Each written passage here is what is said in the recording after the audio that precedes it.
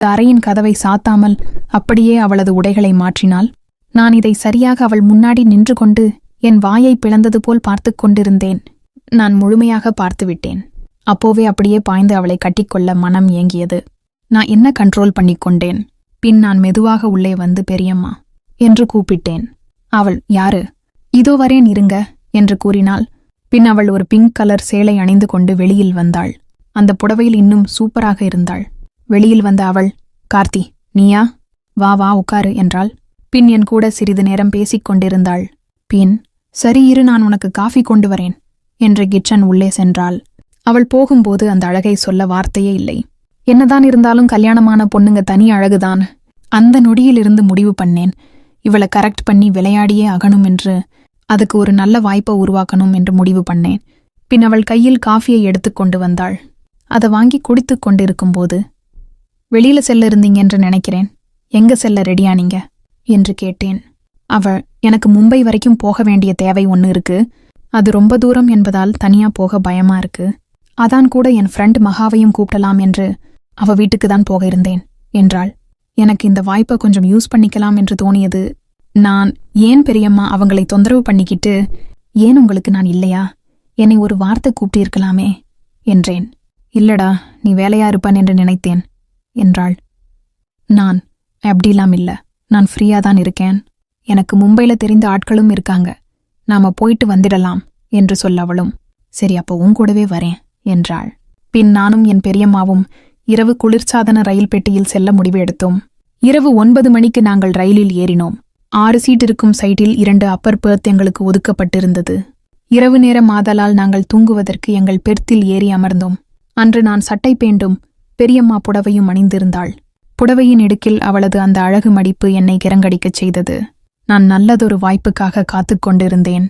பின் பெரியம்மா உடனே எனக்கு தூக்கம் வருது, நான் தூங்குறேன் என்றாள். எனக்கு சற்று ஏமாற்றமானது. ஏன் என்றால், நான் அவளிடம் இன்னைக்கு மெல்ல பேச்சு கொடுத்து கொஞ்சம் கொஞ்சமாக அவளை கரெக்ட் பண்ணிடலாம் என்று முடிவு பண்ணேன். பெரியம்மா அப்படியே திரும்பி படுத்துக் கொண்டாள். அவள் தூங்கும்போது அவளின் உடல் பள பள என்று மின்னிக் கொண்டிருந்தது. நான் மெல்ல எனது பெட்டியிலிருந்து இறங்கி நான் கையை வைத்து தடவுவது போல் பாசாங்கு செய்தேன். ஆனால் உண்மையில் தடவவில்லை. அப்படி அவசரப்பட்டு செய்தால் எல்லாம் நாசமாய்விடும். பின் அந்த அழகை அருகில் இருந்து ரசிக்க ஆரம்பித்தேன். பின் அந்த நேரத்தில் திடீரென்று என் பெரியம்மா எந்திரிச்சாள். நான் அதை கொஞ்சமும் எதிர்பார்க்கவில்லை. எனக்கு பக் என்று ஆனது. நான் அப்படியே ஷோக்குடன் நின்று கொண்டிருக்க எழுந்த அவள், என்ன பண்ற என் பக்கத்துல என்று கேட்க, நான் என்ன சொல்லுவது என்று தெரியாமல் முழித்துக் கொண்டிருந்தேன். பின், இல்ல பெரியம்மா, போத்திக்க போர்வை கொடுத்தாங்க, அதான் உங்களுக்கும் தரலாம் என்று உங்களை எழுப்ப வர நீங்களே எந்திரிச்சிட்டீங்க என்று சமாளித்துக் கொண்டேன். அவளும், அப்படியா, சரி கொடு என்று போர்வையை வாங்கிக் கொண்டாள். நான் சொன்னதையும் அப்படியே நம்பிவிட்டாள். எனக்கு அந்த ஏசியிலும் சற்று வியர்க்க ஆரம்பித்தது. பின் நான் எனது பெட்டில் அமர தூங்கிய அவள் எழுந்து உட்கார்ந்தாள். நான், என்ன பெரியம்மா தூங்க போவதாக சொன்னீங்க, இப்போ எழுந்திருக்கீங்க, என்ன தூக்கம் வரலையா என்று கேட்க, அவளது அந்த அழகிய பிரகாசமான முகம் அப்படியே வாடி சுருங்கி போனது. எனக்கு என்ன காரணம் என்று புரியவில்லை. நான் சற்று குழப்பத்துடன், என்னாச்சு பெரியம்மா, ஏன் ஒரு மாதிரி ஆயிட்டீங்க என்று கேட்டேன். அவள், இல்ல ஒரு மாதிரி பிசுபிசு என்று இருக்கு, இந்த சேலையை மாற்றினால்தான் நல்லம்னு தோணுது என்றாள். நான், சரி பெரியம்மா நீங்க மாத்திக்கோங்க என்றேன்.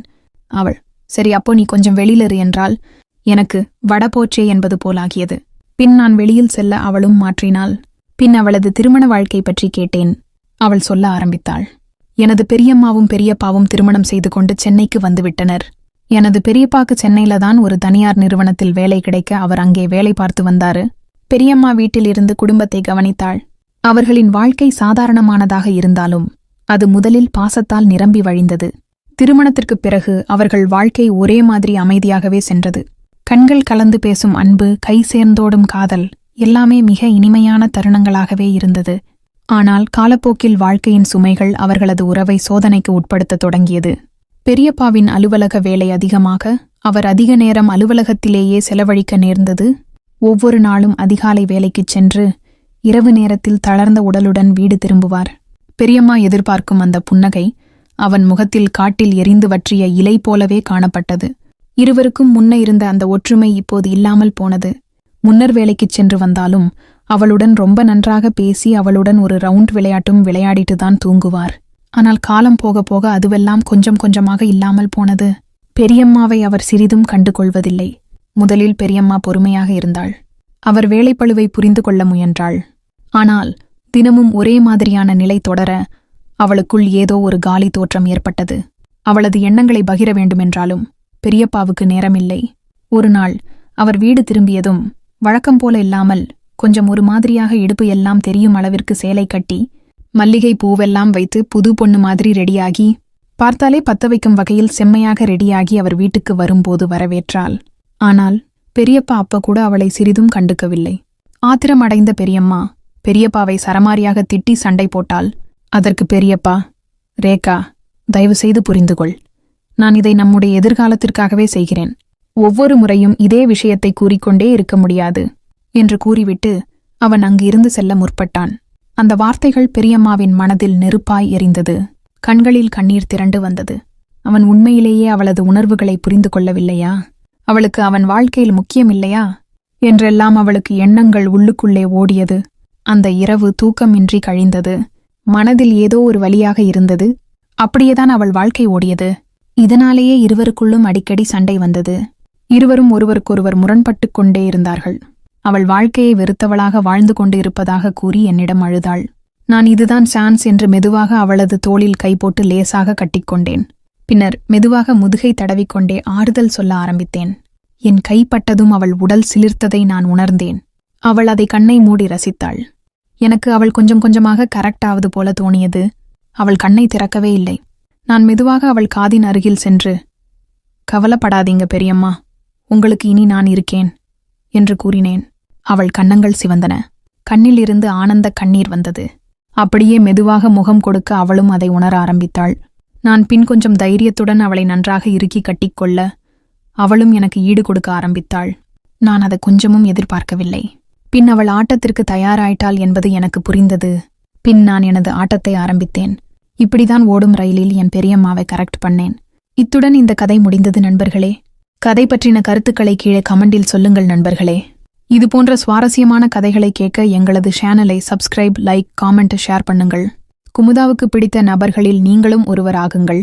அடுத்து இதுபோல ஒரு அருமையான கதையோடு உங்களை சந்திக்க வருகிறேன். நான் உங்கள் தேவதை குமுதா. நன்றி.